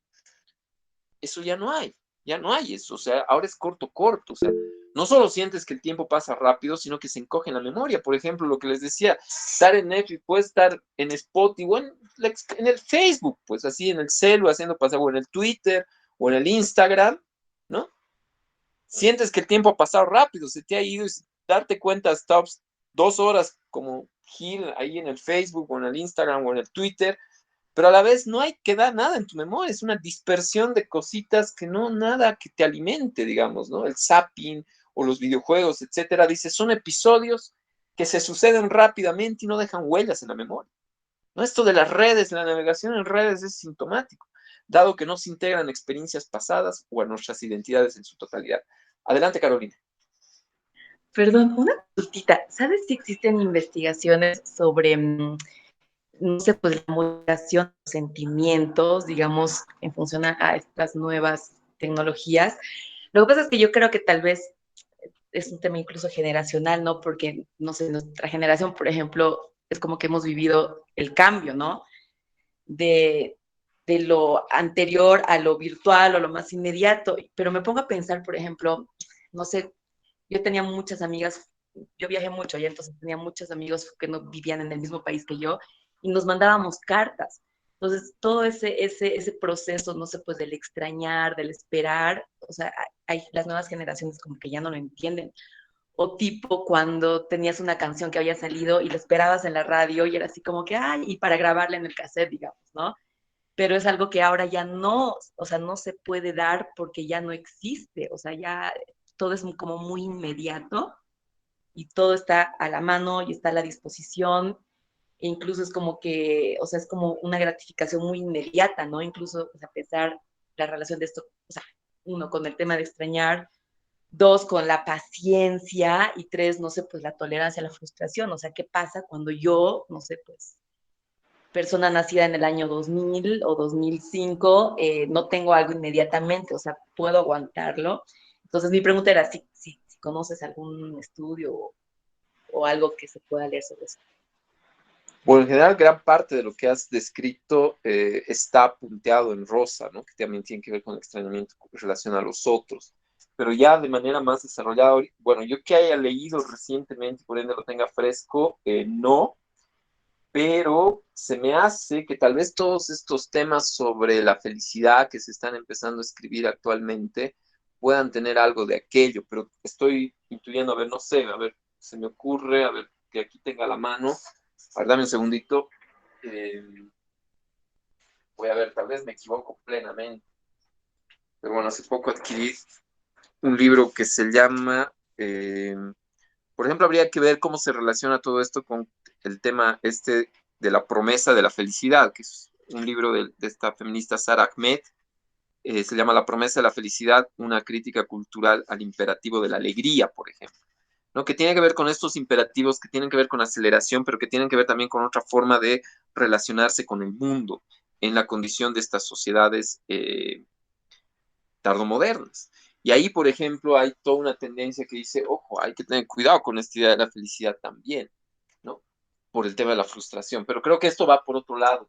Si hay algo más concreto vinculado exactamente a la preocupación que dices, voy a mandártela, ¿no? Gracias. ¿Cómo se llama la Pero por autora? Sara Ahmed.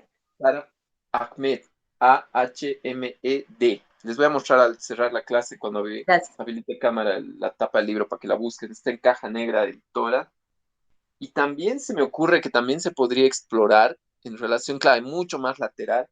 Hay un librito que igual todavía, fíjense, vea, nunca me puedo poner al día, pues tengo ahí como lecturas pendientes, eh, que parece súper divertido, de Vanina Papalini, que se llama Garantías de Felicidad, que es un estudio sobre los libros de autoayuda.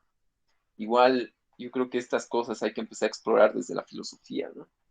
Para un poco dialogar con lo que nos pasa y con lo que pasa, ¿no? Les voy a mostrar esos dos libritos al terminar la clase, que ya no falta mucho. Bueno, les decía esto de esta actividad corto, o sea, hacemos cosas, fíjense lo que navegan en huellas, que no dejan huellas en la memoria, decíamos, pero y finalmente no se integran pues a nuestras experiencias pasadas y a nuestras identidades en su totalidad, o sea, estamos extrañados respecto del tiempo, es la idea de que en sentido fuerte desperdiciamos el tiempo, o sea, el tiempo no se integra en nuestras experiencias. ¿En qué experiencia se integra el estar una hora en Facebook? Y fíjense, la otra vez hice no un experimento, en realidad hay estos programitas, estas apps que permiten, que te miden el tiempo que pasas en las diferentes aplicaciones, ¿no? Por ejemplo, dialogando así con unos amigos, decía, una amiga le digo, che, tú estás harto tiempo no te das cuenta, en Twitter, le digo, no, solo son minutos, le he dicho, a ver, descargate esta app, se descargó y luego de un día veíamos el registro y claro, lo que ella sentía que eran 15 minutos, fácilmente era hora y media, 90 minutos. Fíjense, algunos de ustedes deben sentir, no, pero solo he estado viendo 20 minutos, que en realidad esos 20 minutos son fácilmente 100. Yo igual, incluso a veces viendo así en el mismo Facebook o cosas, según yo he estado 5 minutos. Cuando veo el registro de la app que te mantiene el registro al día, lo que yo sentía que eran 5 minutos de pausa, así, eran fácilmente 35 minutos. Entonces, eso es terrible. O sea, hay finalmente una idea de un tiempo que no se integra en nuestras experiencias, en nuestras identidades, y eso implica pues, una alienación respecto al tiempo. Y una vez más, la idea de que cada vez estamos en más actividades, una multiplicidad de actividades que no se integran entre sí. Son actividades que se mantienen dispersas, por ende no se vuelven significativas, porque la significación de una actividad tiene que ver con la integración, con lo que se articule con otras, que forme parte de nuestra identidad. En cambio, ahora nos sumimos en una serie de actividades que al no integrarse entre sí aparecen como dispersas y no nos suman nada. Y en el fondo no nos importan y en el fondo las hacemos. Una vez más, esa idea no las haríamos de otra forma, pero las hacemos. Ya ni siquiera, no sé, ya ni siquiera si voluntariamente o automáticamente, ¿no? Entonces, es una alienación fuerte respecto, como hemos visto, a nuestra actividad, a nuestro tiempo, y esto implica, pues, que no nos apropiamos del tiempo. Dice, las meras vivencias y el tiempo que le dedicamos a ellas siguen siendo extraños a nosotros. Por más que parezca que ahí estamos en nosotros, viendo el Facebook, el Twitter, haciendo un montón de cosas, no nos hemos apropiado, son extrañas a nosotros. No son parte de una especie de producción de nuestra identidad de manera intensiva, ¿no? Esa es la alienación respecto al tiempo. Adelante, Christopher.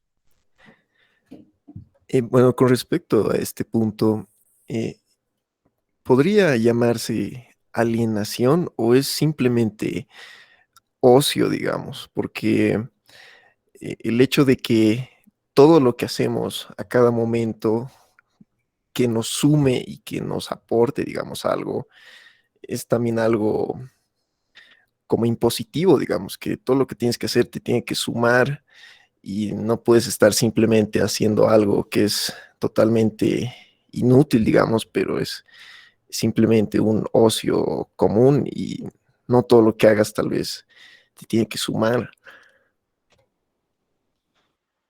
Súper interesante lo que planteas. Yo creo que en parte sí tienes razón, y más bien uno podría pensar que el ocio es un momento de desaceleración. El problema es cómo se reconvierte el ocio. O sea, finalmente estamos tan expuestos a esto que en realidad se vuelve algo, claro, tal vez el ejemplo del Facebook o del Twitter o del zapping no habría que extremarlos, pero en general es esta serie de actividades desconexas. O sea, el ocio es un momento de pausa o tal vez de desaceleración, se ha vuelto una desaceleración funcional que luego, en realidad, ¿para qué sirve? Para que pases a otro momento disperso de una actividad que la haces porque te quieres realizar o pases a otro momento porque tienes que hacer esa actividad para tu desempeño laboral, pero es una desconexión de actividades que no se integran. Y en ese sentido termina siendo un tiempo que ni nos pertenece. Incluso es lo que hay hasta una culpa en ese ocio medio del Instagram, del Facebook. Finalmente no es el ocio de que, cacho, nos hemos sentado a disfrutar el disco con la pausa. Incluso es un ocio acelerado y medio tenso, ¿no? El de estar ahí en el Facebook. No sé, es extraño. Es algo realmente que nos aleja de nuestro tiempo. En ese sentido, hasta es un ocio alienado. No es el mismo ocio, pues, como les digo, a ver, pónganse a cocinar algo. ¿Qué socio final? O sea, si no lo tienen que hacer por necesidad, ¿no? Ni por compresión de tiempo, sino el típico ocio de una tarde, ¿en qué me voy a poner a hacer este plato que me gusta? Y cocinan y seleccionan los ingredientes, y han ido a comprar, a escogerlos, porque saben que hay un tipo de ingrediente que sí es bueno, el otro no, porque lo conocen, porque lo han probado, o el ocio de, no sé, pues, como les digo, escuchar un disco, porque saben, o la peli, o sea, no solo la peli que les ofrece ahí Netflix y pum, la ponen, sino la peli que además habían escuchado y han leído la crítica y pucha, sí la van a disfrutar, la van a apreciar en sus momentos, porque además tal vez conocen al director que lo vienen siguiendo y es su última peli. Es distinto, es ocio también, pero es un ocio de apropiación del tiempo, no es el del zapping. Por ejemplo, el zapping nada, en cambio, si es la serie, por más boba, pero ustedes recuerdan que les gustaba ese estilo de humor bobo y no sé qué, y lo ven y lo han seguido. En cambio, en el zapping, incluso ahí hay una alienación respecto de nuestro ocio. Adelante, Carolina. Sí, quería comentarle a Christopher. Hace un tiempo leí un artículo muy interesante justamente sobre esto del ocio y el Facebook. Y bueno, lo interesante, digamos, es que en este tipo de ocio actual, con estas redes sociales, es que digamos que estos multimillonarios, dueños de Facebook y demás cosas, hacen plata de nuestro ocio. O sea, es como que yo creo que la diferencia entre el ocio actual y el ocio, no sé, pues moderno, sería que el ocio moderno, o sea, no sé, ha sido toda una lucha así por las vacaciones y por ir con mi familia, no sé, a la playa, digamos, en Europa, ¿no ve? Y que el capitalista no me moleste en ese tiempo, ¿no? En cambio ahora, así como que el capitalista, no sé si decirlo así, pero bueno, el que hace plata con tu tiempo, digamos, está haciendo plata con tu ocio y tú estás ahí feliz creyendo que estás libre, pero le estás dando plata. Eso, sí. Bueno, eso ya es un dato complementario que sume nuestro ocio en digamos, sociedad mercantil capitalista. Pero fíjense, o sea, cómo la alienación entonces se despliega en tanto extrañamiento, en tanto no integración a nosotros del espacio, el tiempo, las cosas y finalmente, como ven, está siguiendo los lineamientos que vimos con Marx, ¿no? La alienación respecto al objeto, respecto a la actividad, respecto a los otros y respecto a nosotros, ¿no? Y ahora justamente es eso, la alienación respecto del yo y los otros. Y dice, y esto van a ver que es como un corolario, la aceleración conduce a la desintegración y erosión del compromiso. Pues. No logramos integrar nuestros episodios de acción y de experiencia en la totalidad de una vida, ¿no? Este tema de la dispersión por la dispersión. Por tanto, somos cada vez más indiferentes y menos comprometidos con los espacios, con los tiempos de nuestras vidas, con las acciones, con las experiencias, ¿no? Y de las cosas con las que vivimos y trabajamos. Y aquí, ojo, no es el compromiso con la empresa que finalmente, no, no nos apropiamos de las cosas, no nos apropiamos de nuestro tiempo, no nos apropiamos de nuestras acciones, no nos apropiamos de nuestros objetos. Lo contrario a la apropiación es el extrañamiento, es la alienación, pues, ¿no? Y eso implica que terminemos siendo pues más indiferentes con nuestro tiempo, más indiferentes con nuestro espacio, más indiferentes con nuestras acciones, con nuestros objetos, con los otros, más indiferentes con nuestros compañeros de interacción. Hasta nuestros compañeros de interacción pueden volverse más desechables para nosotros, menos comprometidos, cada vez menos relaciones, y uno lo siente. O sea, yo, por ejemplo, tengo la idea de que el mejor vecino en un edificio es aquel que no conoces, y lo tengo muy arraigado. Sé que suena medio torpe, pero nos volvemos más indiferentes en varias cosas. O sea, no es algo que ni siquiera podamos superarlo leyendo a Rosa, obviamente. Sabemos que la alienación y la ideología no pasa por un tema de conocimiento, la superación de eso, ¿no? Son condiciones de existencia social finalmente, ¿no? Y ante esta falta de integración, y esto es un poco un término que lo retomo en diálogo con Taylor y otros, hay pues un agotamiento del yo, un estrechamiento del yo. Y más bien, recuerden que la gran promesa de la modernidad era la realización del yo, pero más bien en las sociedades tardomodernas hay un agotamiento del yo, ¿no? Entonces, termina Rosa diciendo la alienación respecto del mundo y la alienación respecto de uno mismo son pues dos caras de una misma moneda. Hay un achicamiento del yo, un agotamiento. Ya no hay esa realización y esa expansión del yo.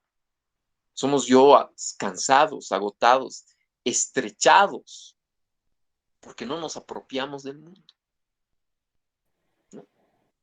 Finalmente, y con esto cierro, ¿qué hacer? Bueno, Rosa en el libro que ustedes tienen, no, como les decía, no les dice nada de qué hacer, salvo unas líneas, pero luego no se queda ahí y escribe un tratado por lo menos 10 veces más largo que el librito que ustedes han leído, que se llama Resonancia, ¿no? Y la resonancia para Rosa es lo otro de la alienación, ¿no? Y a ver, entonces simplemente les dejo la idea para como provocación para lecturas futuras, si les interesó estos temas, ¿no?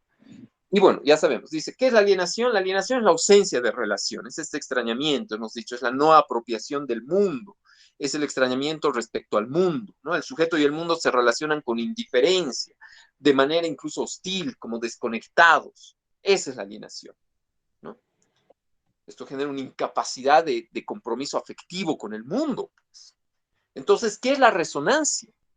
Es lo contrario, pues, de la alienación. Y la resonancia es una relación de afección y emoción en la cual el sujeto y el mundo se conmueven recíprocamente y a la vez se afectan, se transforman mutuamente.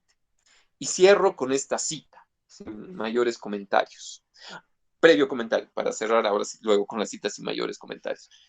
Finalmente, la búsqueda de este diagnóstico, perdón, se me ha cortado, no sé por qué.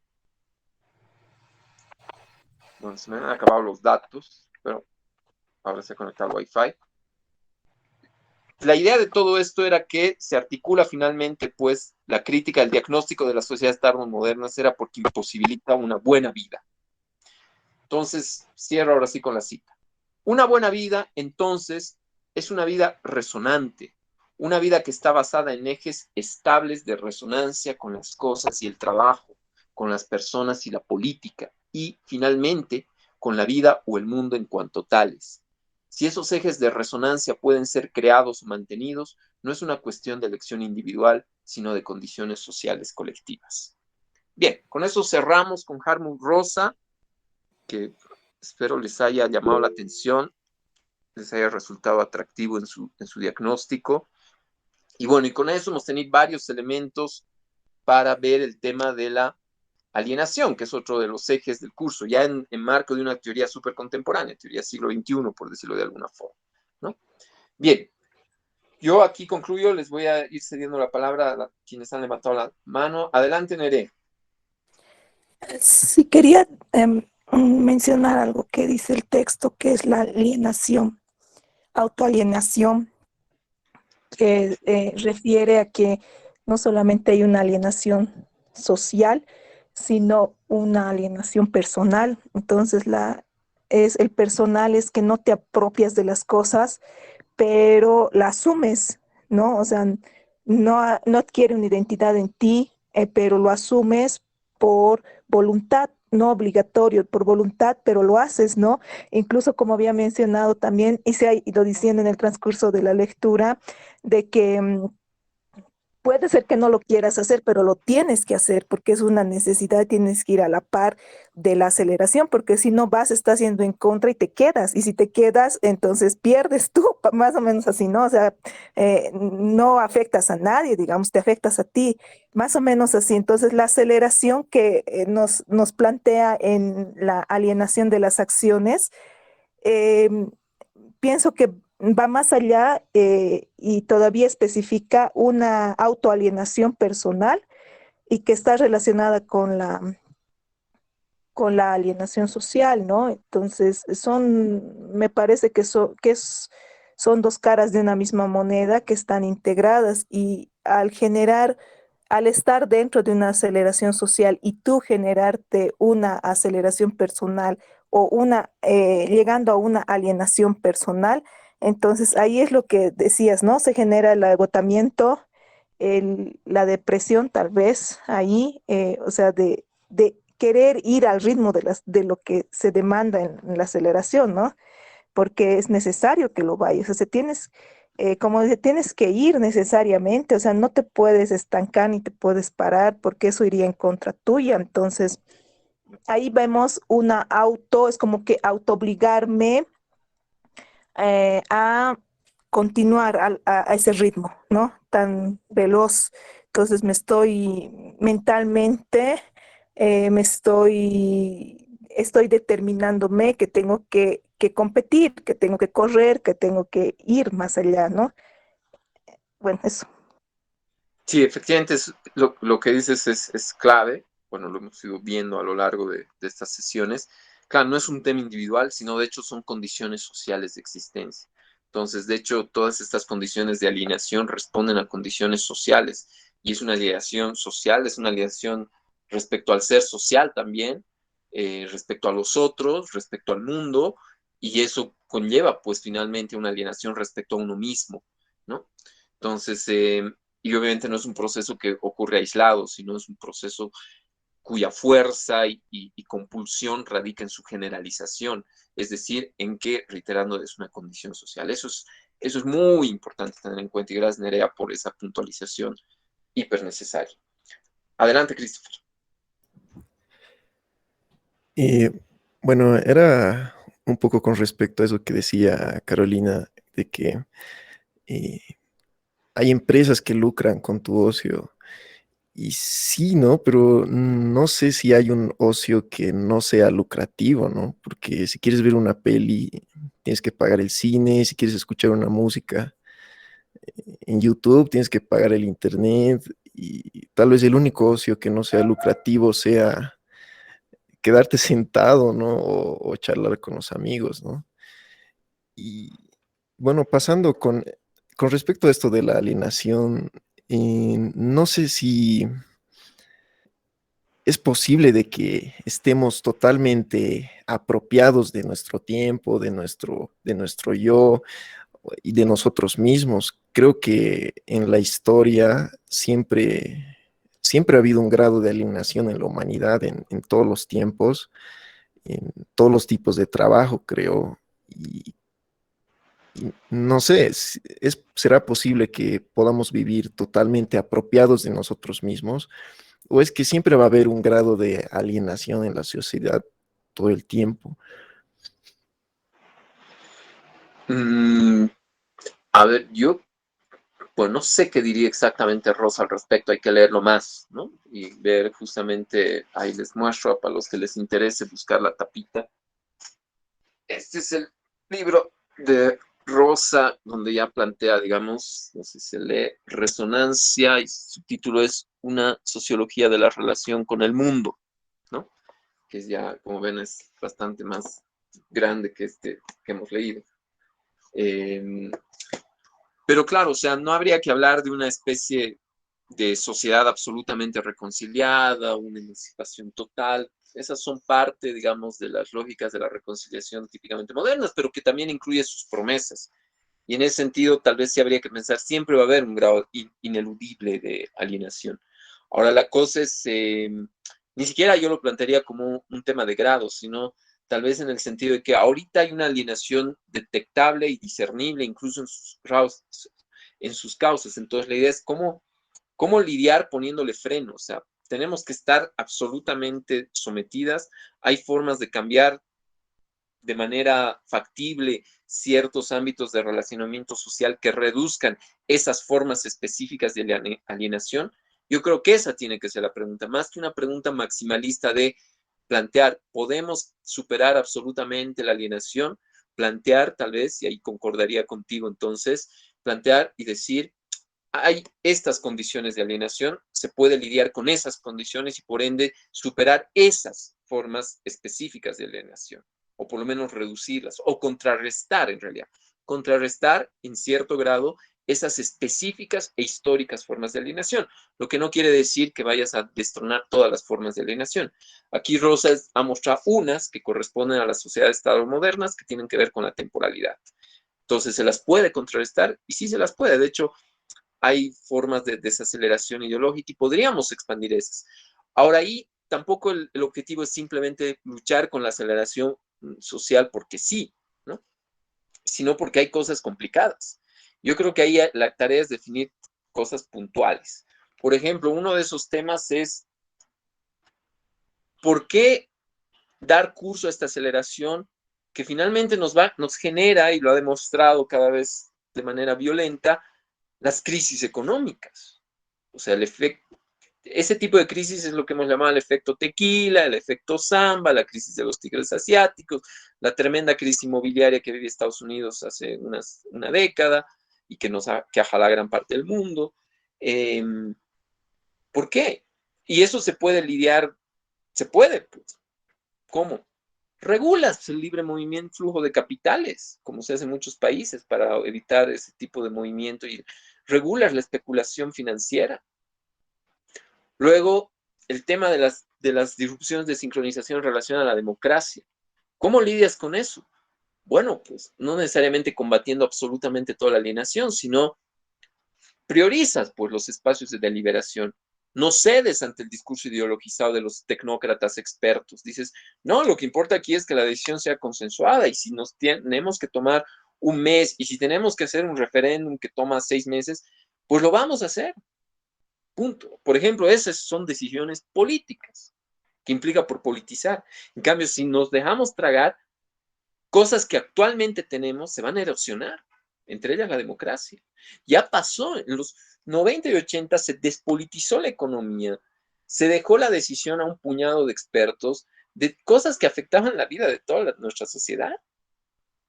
Luego vino pues una reemergencia más bien de reempoderamiento que implicó otro ritmo de la democracia y de la política, todos los procesos de movilización y el ciclo de movilización abierto en el 2000. No tenemos por qué perder eso, ahí se consiguieron cosas que implicaron poner pausas, que implica constituir otra vez una especie de regularización de ciertas cosas que funcionan de manera arbitraria y que nos afectan a todos. Entonces va por ahí. Luego en la vida cotidiana, o sea, ¿por qué ceder ante la caducidad de las cosas, ¿no?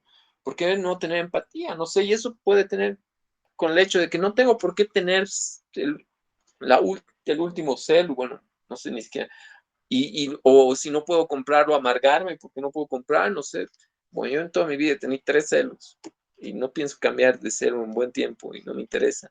Pero bueno, son cosas de ese estilo, digamos, eh, que podemos cambiar nuestra vida cotidiana, ¿no? O sea, que no va a implicar, como bien dices, superar absolutamente la alienación, pero hay es como una guerra de guerrillas, digamos, diversos ámbitos en que se puede contrarrestar algunas de sus tendencias, algunos más importantes con otros.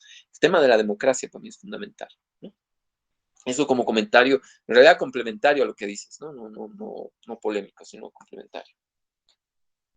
Bien, ¿alguien más? Nerea, no sé si estás volviendo a pedir la palabra o es que quedó de la otra vez. Si estás volviendo a pedir, puedes intervenir, si no, no.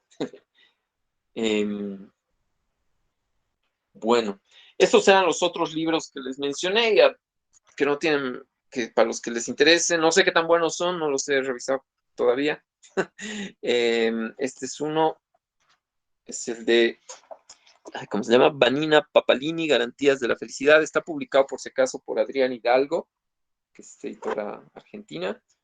Y este es el otro, de una colección súper bonita de caja negra, que se llama Futuros Próximos, la colección Futuros Próximos, Sara Ahmed, La promesa de la felicidad, ¿no? Chequen esta colección, y está pirateada varios números de esta colección, que es súper buena. Tiene libros súper interesantes, y está en su número 40, creo, esta colección. Y bueno, y si alguien quiere ver los libros en físico, varios los traen a la Yacha. Y la librería que trae a buen precio hartos de esta colección, de la colección Futuros Próximos, en general de esta editora, Caja Negra, está, no sé si conocen el Mosquito, así se llamaba, es en la 20 de octubre, en el edificio 20 de octubre, donde venden películas piratas. Eh, ahí, y ahí traen libros, y traen justamente a Adrián Hidalgo, traen, estoy haciendo publicidad, Caja Negra. También hay en el Baúl, también hay en la IH, pero creo que ahí es un poquito más barato. No estoy seguro, pero bueno, también están para piratear. ¿Es en la misma tienda de los DVDs piratas? Exactamente, ahí mismo, él mismo trae, ellos mismos. Gracias. Bien, compañeros, con eso Rosa, fíjense, ha dado para charlar, discutir mucho, la verdad estaban muy divertidas las clases, me gustaban mucho las intervenciones que han hecho. Y bueno, el siguiente martes, bueno, lean, no sé, es feriado, coman masitas, no sé, Santa Guaguas.